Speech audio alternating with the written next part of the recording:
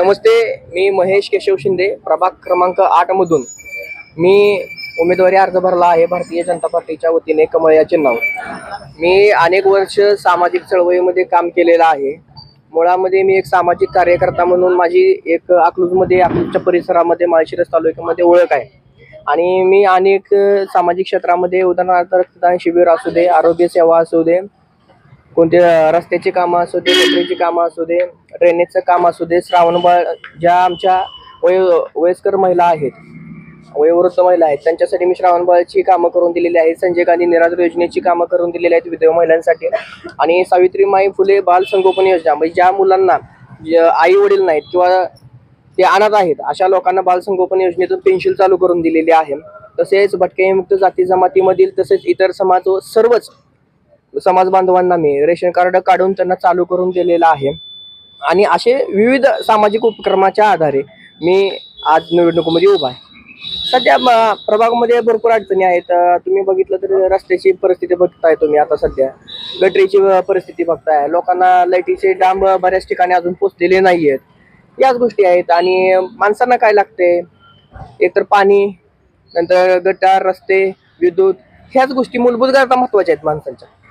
मी ज्या दिवशी निवडून येईल त्या दिवसापासून मी या जनतेचा सेवक म्हणून मी काम करणार आहे।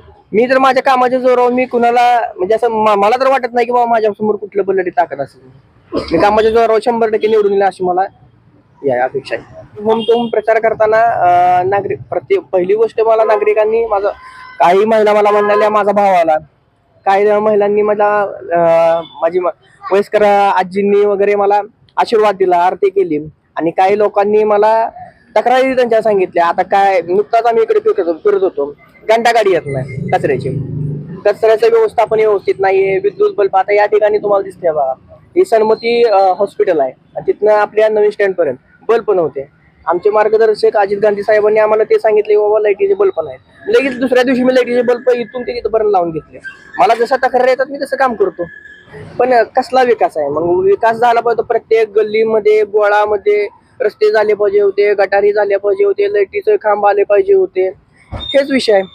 पण काय झालं नाही, विकास का झालेला नाही। आज तुम्ही गटरीची अवस्था बघताय, गटरीमधनं महिला बाहेर येतोय, लोक राहतात तिथं, जनावर राहत नाहीत, लक्षात असू द्या।